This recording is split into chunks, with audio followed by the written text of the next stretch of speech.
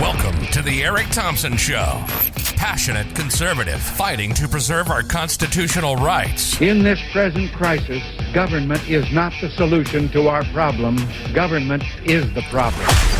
A Marine Corps veteran and family man whose life's creed is faith, family, and country. Join Eric today as he covers current events from a conservative worldview. Now, here's your host, Eric Thompson.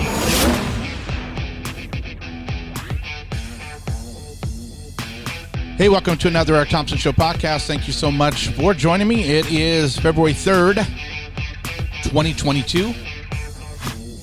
Man, this year I know is going to blow by.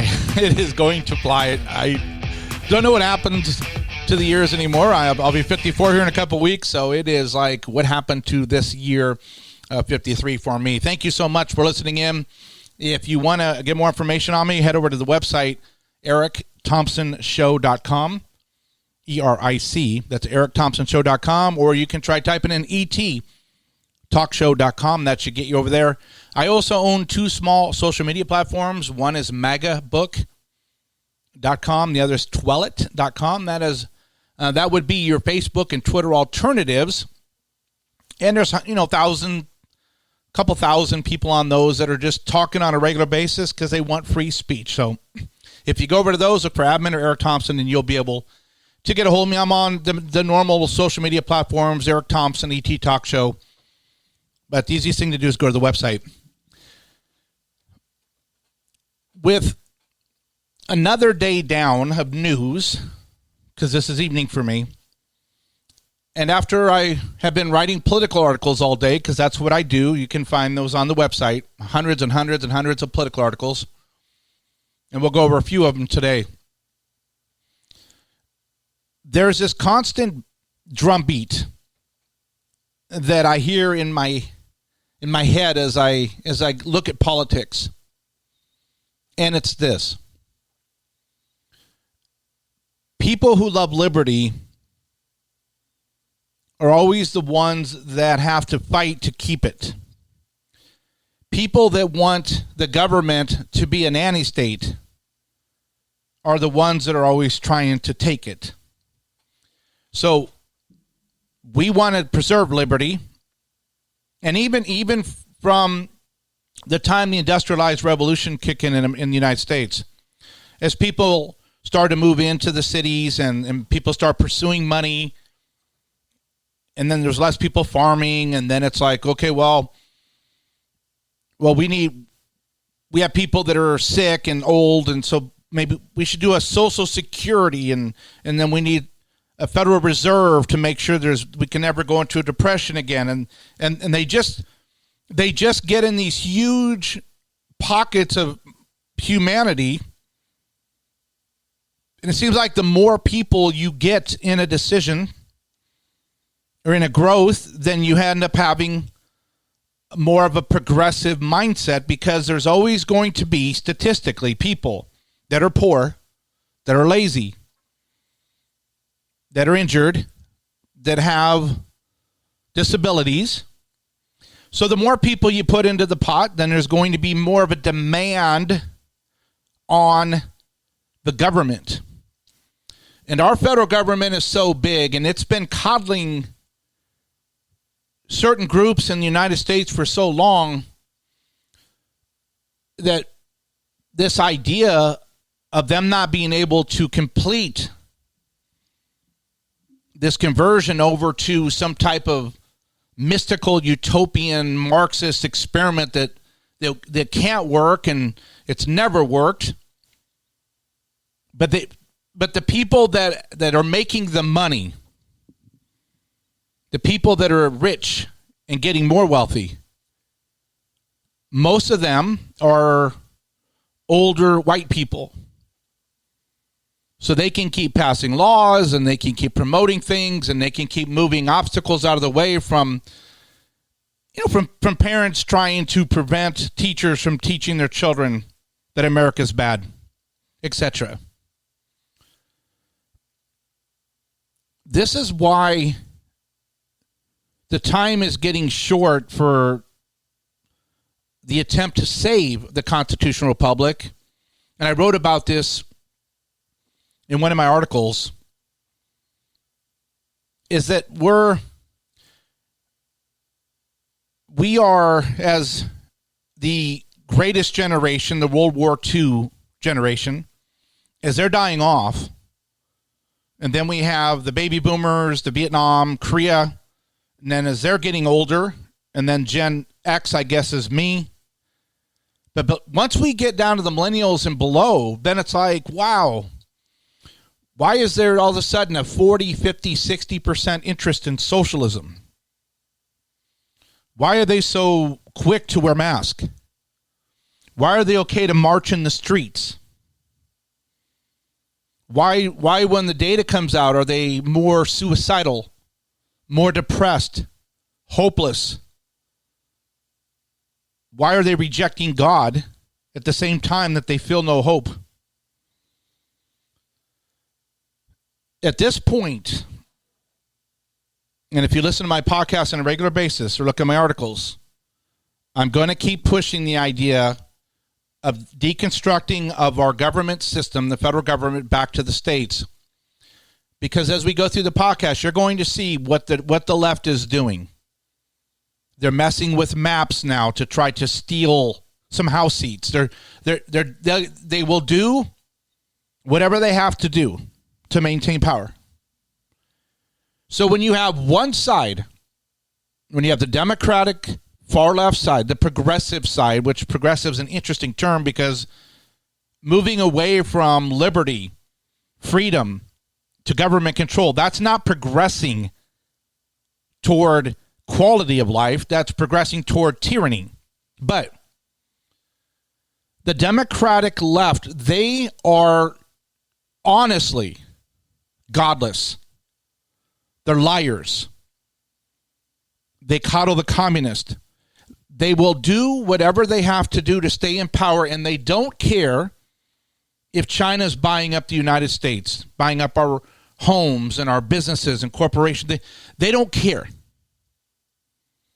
They don't care if, well, we're going to kill the energy industry because of some dream of having everything be zero emissions by 2050, which is impossible. They don't care because they're getting rich and they're getting likes on social media and they're being told how special they are. And it's really that vain, power and prestige. So for people that are conservative, and this is the battle you see in Washington. Well, the Republicans only go so far in fighting back. Well, because the Christians in the typical basic civic of America is you don't get in the gutter immediately. You don't live in the gutter. The Democrats live in the gutter.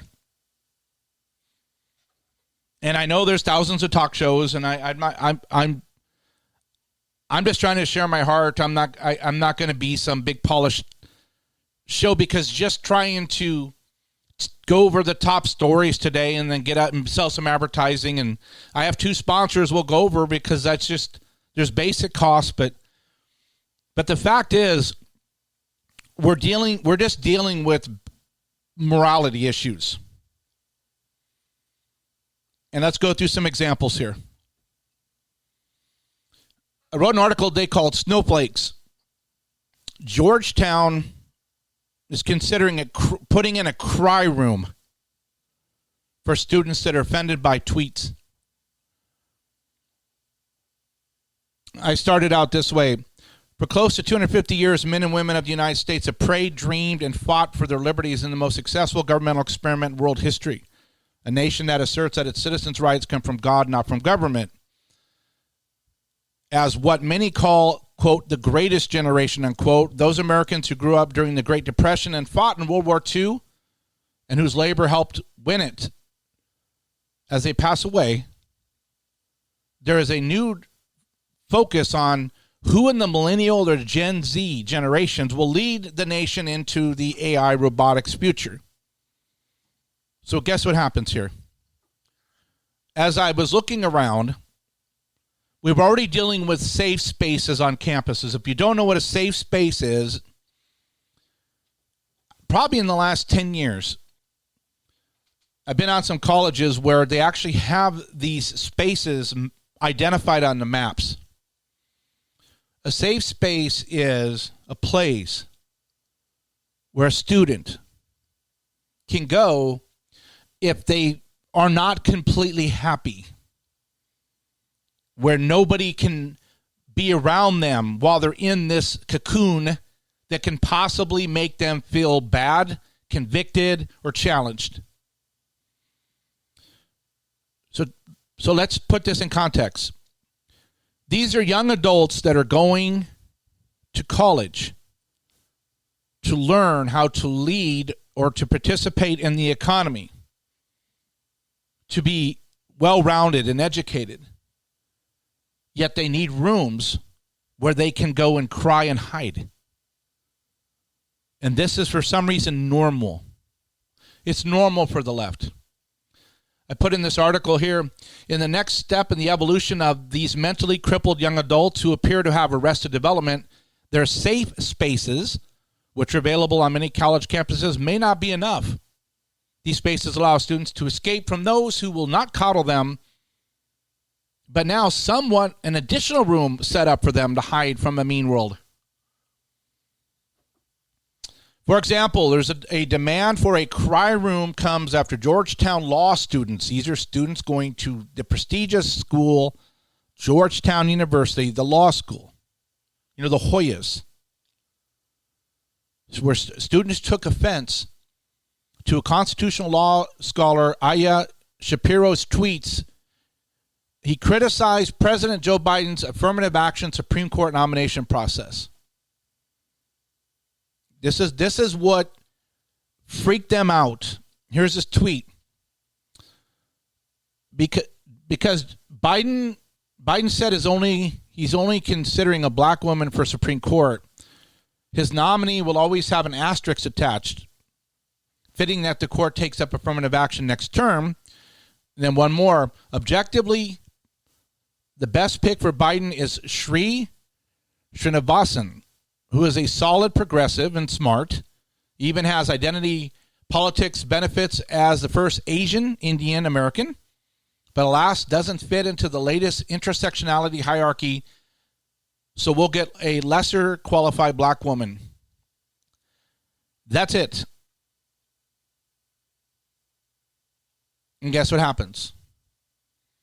All Hades breaks loose. So everyone's freaking out, and then here comes the dean of the college. Over the past days, I have heard the pain and outrage. What's the pain and outrage over? That somebody thinks that an Asian Indian person who's more qualified should be the Supreme Court justice.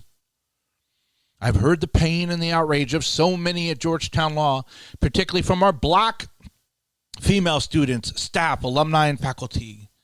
Bill Traynor, the dean of the Georgetown University Law Center, said in a statement. The student actually said that can we get a place that we need to go? In this quote, this is a student. Is there an office the students can go to? I don't know what it would look like, but if they want to cry, if they need to break down, where can they go?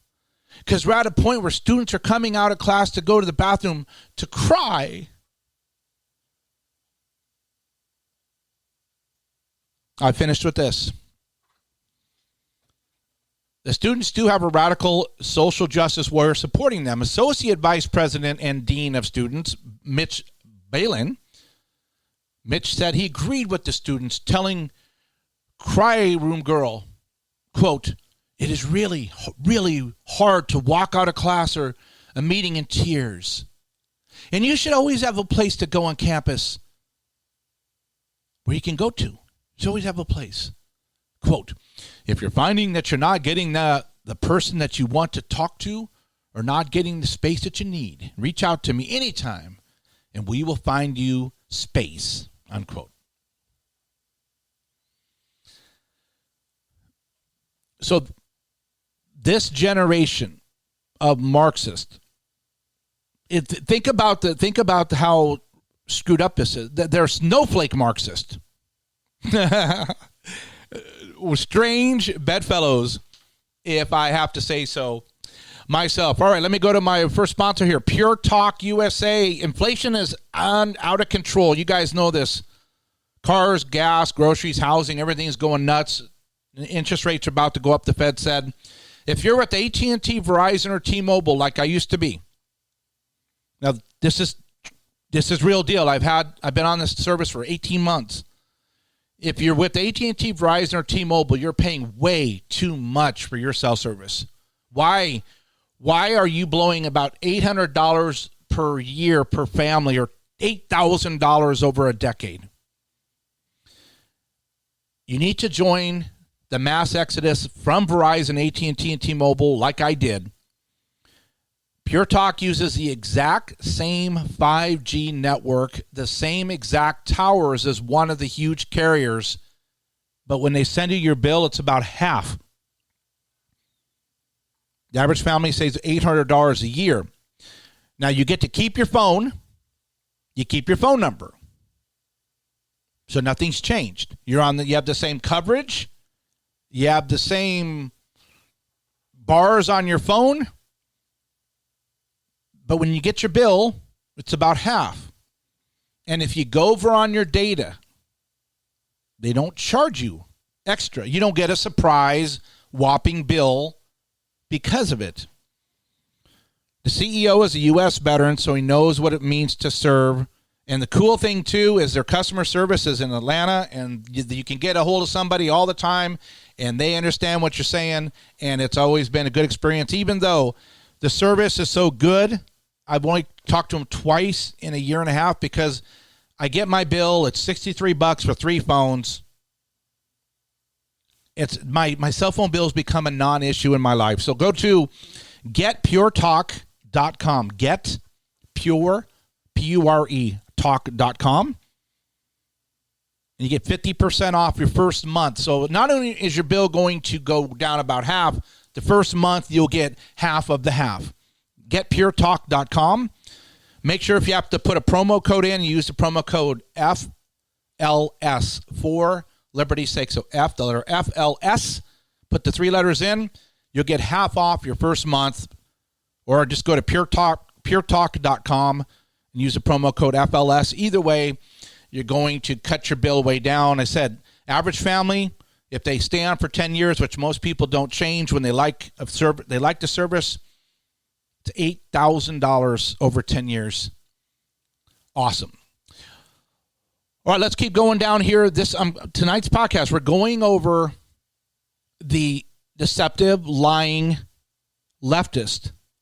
And there's no way that we can't negotiate with these people. And here's another example.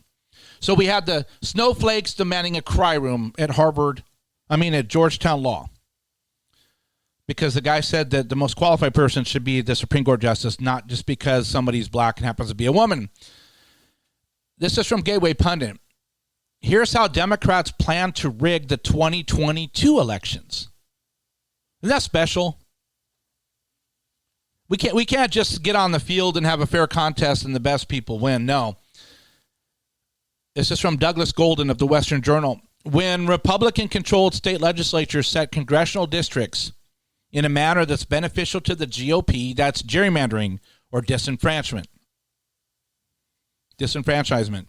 Right? So if the Republicans redraw a map and it benefits the Republicans, that's gerrymandering. That's illegal. You're disenfranchising people.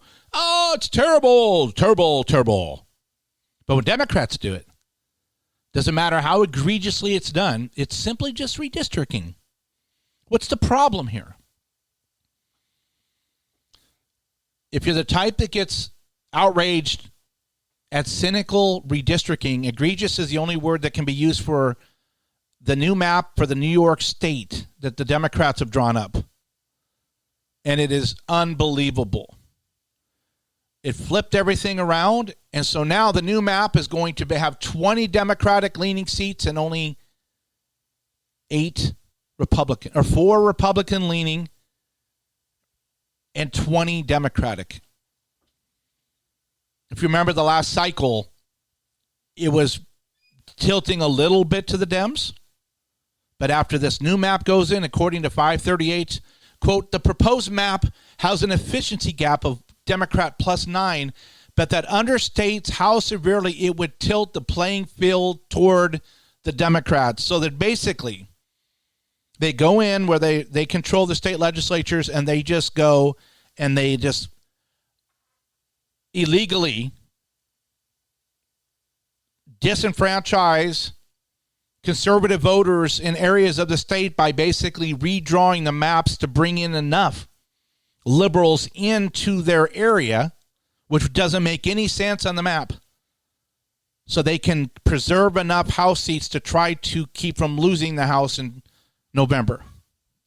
So that is, they weren't able to get through the BBB bill. They weren't able to get through the full infrastructure bill.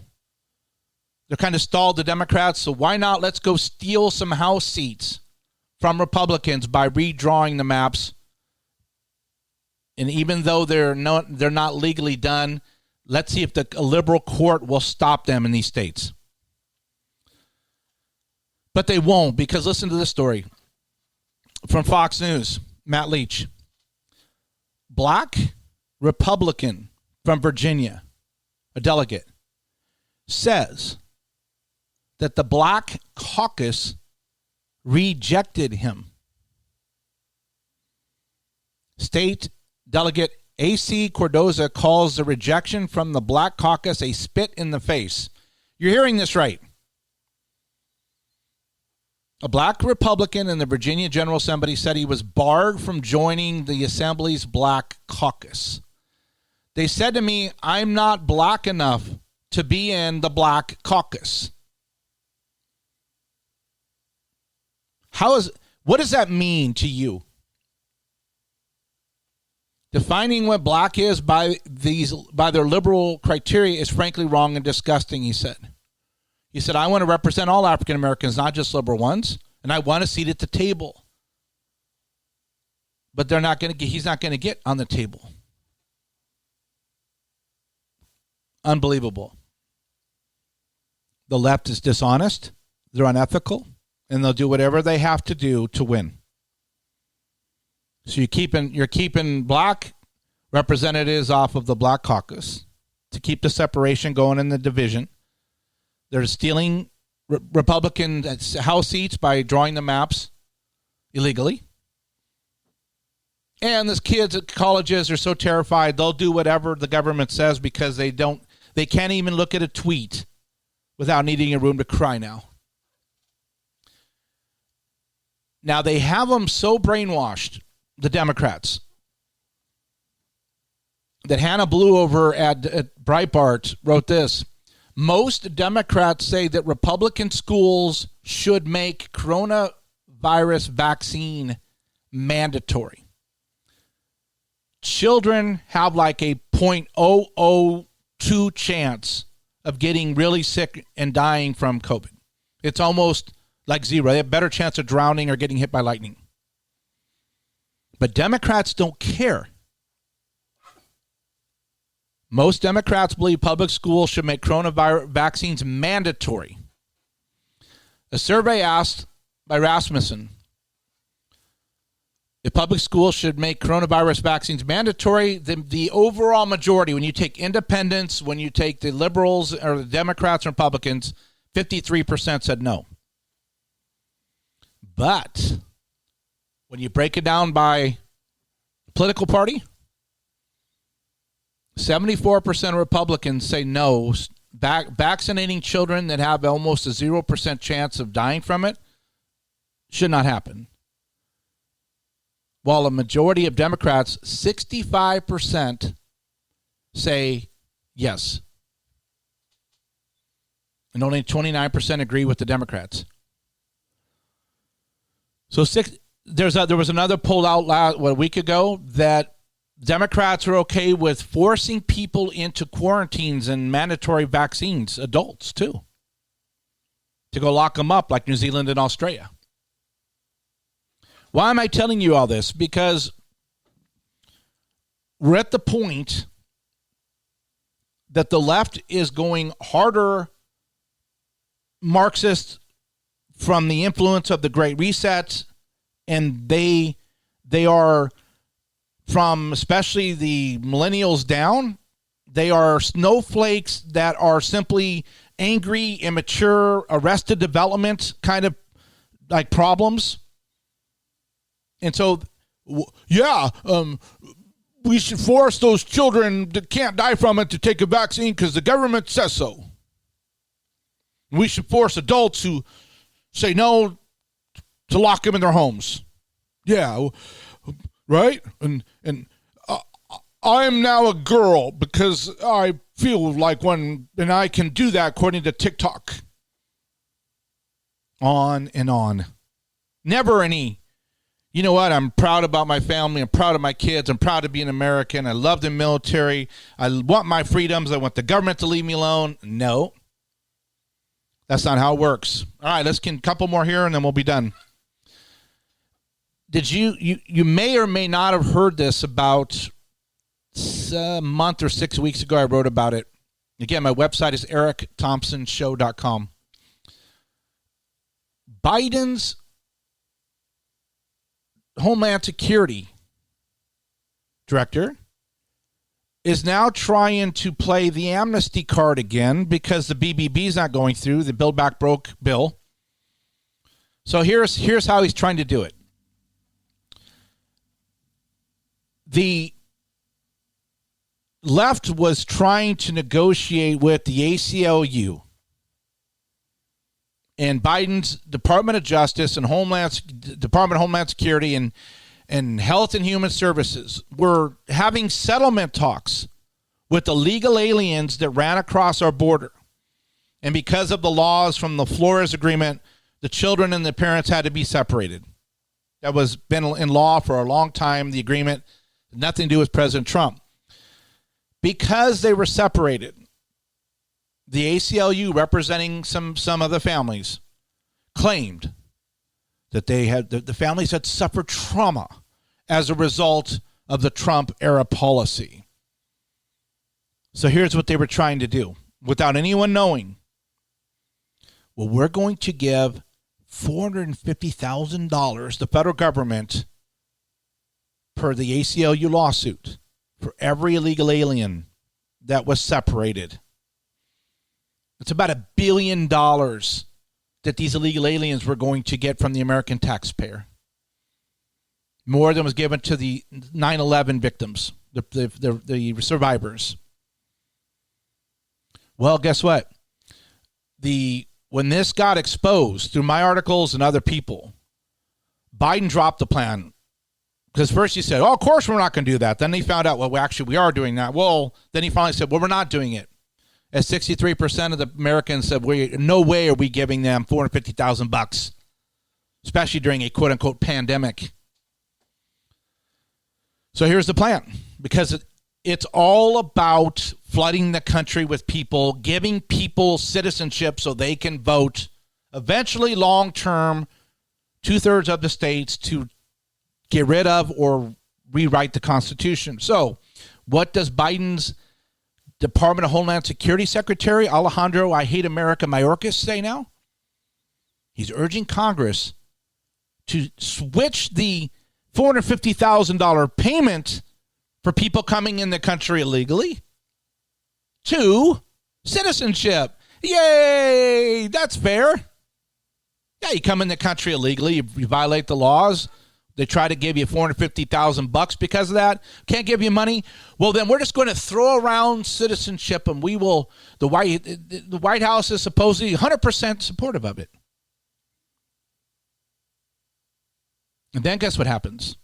If they get in and get their citizenships and they're naturalized American citizens, then they can bring in unlimited numbers of foreign relatives known through a process called chain migration. So you give 100 people, 200 people, 300 people, 1 million people, the better Build Back Better was going to be 8 million people.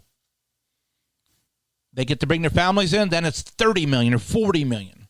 See, we're right on the cusp of insanity, of flooding the country with 50 to 100 million people over the next 7, 8, 10 years. And then our country will be so diluted and confusing and illogical and broke. We just went over $30 trillion. This new modern economic theory, this idea the government's going to keep spending and borrowing and printing and spending, somehow that's going to work out. It's not. It's causing inflation. But the left are liars, deceivers, and they're trying to destroy the country. Last two examples. You probably heard this, but I just want to, if you haven't, you've got to hear it. During there was a football game in Los Angeles. Magic Johnson was there. San Francisco Mayor London Breed was there. You had Gavin Newsom there. Well, they were all at the football game in Los Angeles, along with the mayor, Eric Garcetti. It was at the SoFi Stadium last weekend for the NFC Championship. I don't even know who was in it. I don't watch football. Ever since I've been kneeling, I don't watch football. I don't care how long ago it was. So there's pictures all over. And the one we're going to talk about, Gavin Newsom, he took a picture without a mask on, and he said, but I put it back on after the picture, but there's obviously other pictures without him wearing a mask, so he's a liar. Just like he went and had that big party, that dinner with all of his friends and family when everything was locked down in California. He said, sorry, I should have maybe not done that, but he's a liar. Well, here is Eric Garcetti, mayor of Los Angeles, who's draconian on his lockdowns and his restrictions in Los Angeles. That's allowing homelessness to spiral out of control and crime and debt. So there's a picture here with him and Magic Johnson and Breed, Mayor Breed. No mask on. None of them wearing mask. Seems kind of hypocritical, right? So, especially Magic Johnson, he has AIDS. So he's definitely would be like somebody you shouldn't be, got to be careful around when it comes to he's more prone to get it, but he doesn't he no mask on. So at a press conference, they asked the press secretary at a press conference. Actually, no, I'm sorry. They asked Garcetti, I'll take personal responsibility for the photos. Now listen to this. What do people you know that are liar, deceptive, and they will do whatever they have to do? This is unbelievable. This is probably the dumbest thing I've heard. I'll take personal responsibility, said Garcetti in answer to a reporter's question about the photos. Quote, and if it makes you and everyone else happy, or even the photographs with people who literally I'm holding my breath for 2 seconds, I won't even do that, unquote. Yes, you heard that right. Well, if you're going to bother me and ask me about this, I mean, if it's going to make you guys happy, so I want you to know, literally, I just held my breath for each photo.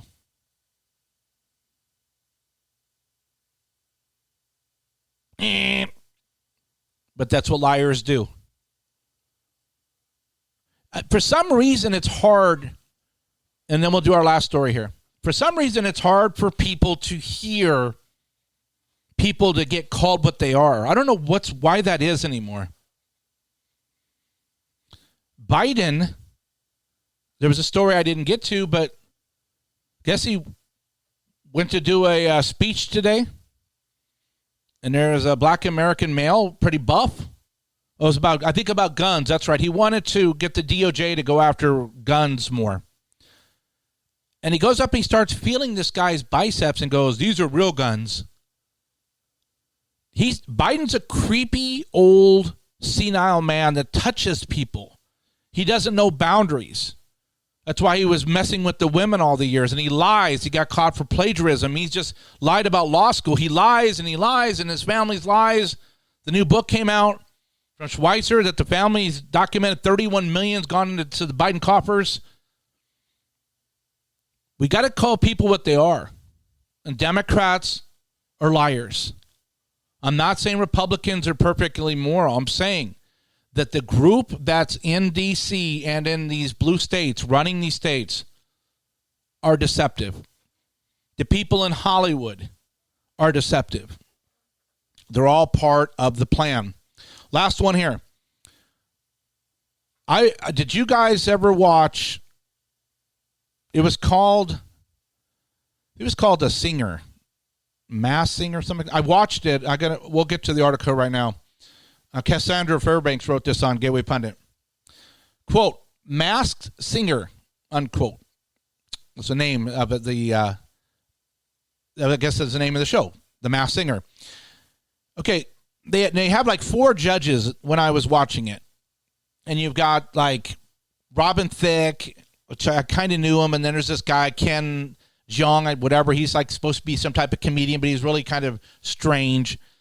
But they reportedly, so the way it works is people will come out in these wild outfits, wild costumes, and then they will sing a popular song, and then the judges are supposed to try to figure out who the singer is, and they're normally someone famous. And if they can't figure it out, then they just go to the next week. And if they do figure it out, or every week someone's voted off, the worst singer. But the whole goal is they're trying to figure out in the end if they can figure out who the actual singer was. But according to Deadline, Rudy Giuliani was actually asked to do the contest. So they have him in his outfit. And now they obviously tape it in advance. So at some point, Rudy was either voted off or he was the lowest vote getter. So when they go to leave, they say, okay, well, since you're leaving, take your mask off. And Rudy took his mask off during an episode taping last week. Here's what happened. Deadline here is that while Jeong and Thicke exited, fellow judges Jenny McCarthy and Nicole Scherzinger remained on stage. They bantered with Giuliani, a controversial figure, for pressing what is widely described as a baseless claim that the 2020 presidential election was stolen for Trump, the report says. So you're hearing that right. 2 of the 4 judges, in their snowflake moment, couldn't sit there as adult men and to have someone in front of them they disagree with and say, oh, well, thank you for participating. Goodbye. No. I'm out of here. Oh, Rudy Giuliani. Oh, man, he's 80 years old. And I can't be in this. I can't even look at him. It makes me terrified. So we started the podcast with kids at Georgetown Law School need a crying room. We have a black Republican who's not allowed to be in the Black Caucus in Virginia. We have Democrats saying it would be okay for schools to mandate vaccines on children. Biden's Homeland Security wants to give away amnesty to people that they were going to try to give $450,000 to for coming over the country illegally. And Garcetti, the mayor of Los Angeles, said the reason why he was able to take a picture with everybody else without mask on was because he would hold his breath for 2 seconds each time. And just trust me. Just, believe me. There's no way that I would lie, because I am like the Cuomo boys when they would get away with year after year. Do you know that Andrew Cuomo, that the former governor of New York, with all those women that came out that say he was inappropriately touching them, they've dropped all the cases against him. He got away with it. Thank you for listening. So if you think about it in your mind, this is just confirmation. The left are liars, deceptive. They'll do whatever they can. They're rewriting the voting maps. They're going to try to, if possible, get in the universal mail-in ballots. They're trying to get the drop boxes again. Don't trust them. Regardless if that sounds harsh, I don't trust them at all. And that's why we have to deconstruct the federal government. We have to get rid of the Department of Education. We have to just clean it all out in the next 4 to 6 years. Or as we get closer to 2030, it's going to be too late. So I do thank you for listening in. I'm going to send you over to Mike Lindell. He's my other sponsor. Please write down the code FLS again, the same one with Pure Talk, puretalk.com, promo code FLS. Or just go to getpuretalk.com. But also, mypillow.com/FLS. Huge sales. I love his mattress topper. You got to get his sheets. 60% off. Closeout sales. Pillows. Normally $70 for $20. So when you get over there to mypillow.com/FLS, look around. If you get over to the homepage, the radio specials, when you go to checkout, it's going to ask you for a promo code. And you're going to put the promo code FLS in. So, again, head over to my website, eric-thompson-show.com. Here's Mike, and I will see you guys tomorrow. Thank you so much for listening in. Hello, I'm Mike Lindell, inventor of MyPillow. Thanks to your support, you've helped make MyPillow become one of the fastest-growing companies in America. Over the last 12 years, you've helped MyPillow create thousands of jobs right here in the USA. When I got MyPillow, I'm asleep almost immediately. I stay asleep at night, and I wake up more well-rested in the morning. That's why I invented MyPillow. My patented fill adjusts to your exact individual needs and helps keep your neck supported and aligned.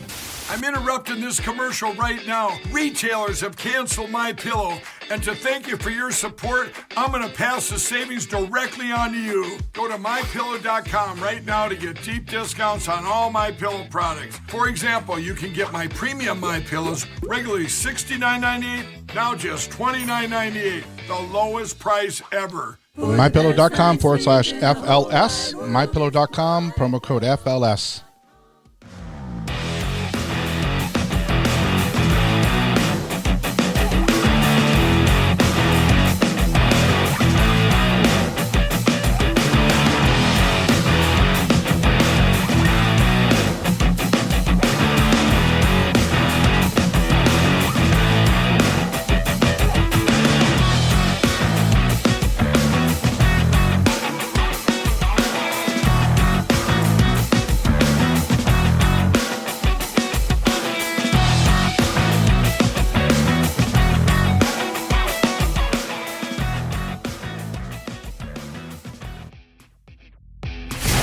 We hope you were encouraged today.